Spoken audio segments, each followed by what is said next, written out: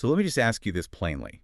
What genuinely new product has a Kenyan bank or insurance company introduced in, say, the last 3 years? I mean, not a rebrand, not a copied digital app feature, something genuinely new.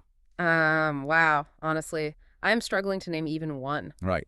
And that pause right there is exactly why we're digging into this consulting framework from David J. Abbott at aCatalyst Consulting today. Our whole mission here is to figure out why so many companies, Yeah. preach differentiation, but just end up trapped in this Me Too copying, and how you can actually break out of daily survival mode. Yeah, because the root of that identical copying is actually pretty terrifying. It stems from something we actively celebrate.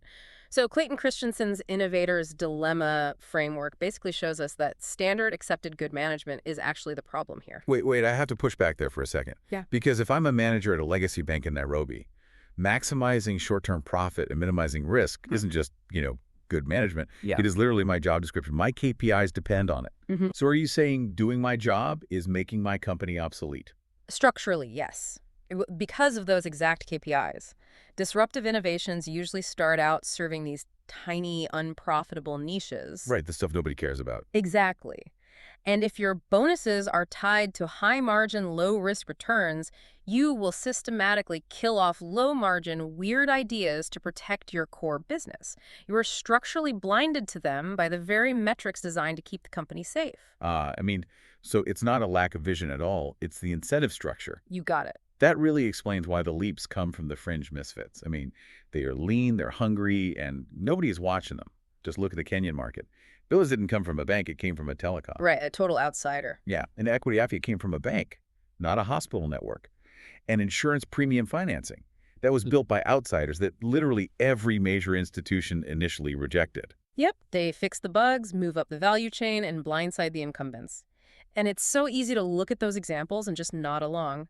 But the scary truth is, this exact structural blindness is probably happening in your company right now as you listen to this. Yeah, and Abbott actually provides a diagnostic to test this, right? Let's run it live. I'll ask you the questions, and you give me the honest answers you hear from mid-sized Kenyan CEOs behind closed doors. Okay, I'm ready. Let's do it. All right, first question. What percentage of your revenue comes from products introduced in the last 3 years? If we're being completely honest, almost zero. We are basically coasting on cash cows we built a decade ago. Wow. Okay, next up. How often does your leadership actually discuss innovation versus, just talking about it in strategy documents? We talk about margins, efficiency, and putting out daily fires every single week. Genuine innovation gets maybe like a dedicated hour at the annual strategy offsite in Naivasha. Ouch. All right, last one.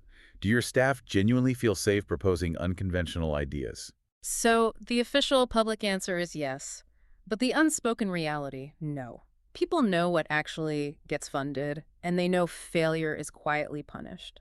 Man, it stings. It's almost like Formula One racing, Everyone is just copying everyone else's aerodynamics. You might gain a fraction of a second, but you're just bringing millions of shillings to stay in the exact same place in the pack. Why are businesses so trapped in this cycle? Well, Peter Thiel argues it's because we are taught to view perfect competition as some sort of ideal, but it is actually a destructive trap. If you have hundreds of identical firms, just look at the endless copycat restaurants and boutique hotels popping up all over Nairobi. Oh, yeah, absolutely everywhere. Right, and they just undercut each other until profits vanish entirely. They are fighting for daily survival on razor-thin margins, relying on cheap gimmicks rather than creating new value. Okay, so what does a 0-to-1 jump actually look like for a mid-sized Kenyan business today? Practically speaking, not just theory. It means building what Thiel calls a monopoly. Now, not an illegal cartel, but a company so uniquely differentiated, it owns its market. You have to stop looking at what your competitors are doing and look at specific, painful problems everyone else is ignoring. You create so much unique value that competition just becomes irrelevant. Exactly. But doing that requires massive internal shifts. It really does. And there's this brilliant quote in Abbott's piece from William McKnight. He says, if you put fences around people, you get sheep. It really makes you wonder what fences are built around the average Kenyan organization. Right. It's the rigid hierarchy, the endless approval processes, the fear of looking stupid. Yeah, risk aversion dressed up as good governance.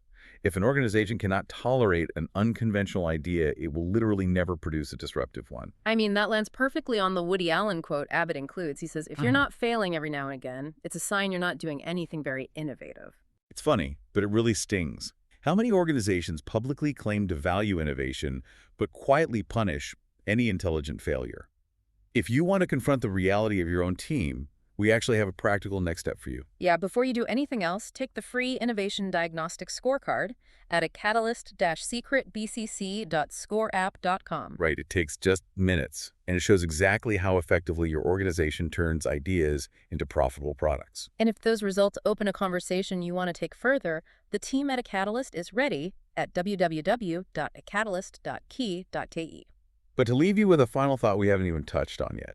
What happens to your business when AI completely eliminates the cost of copying?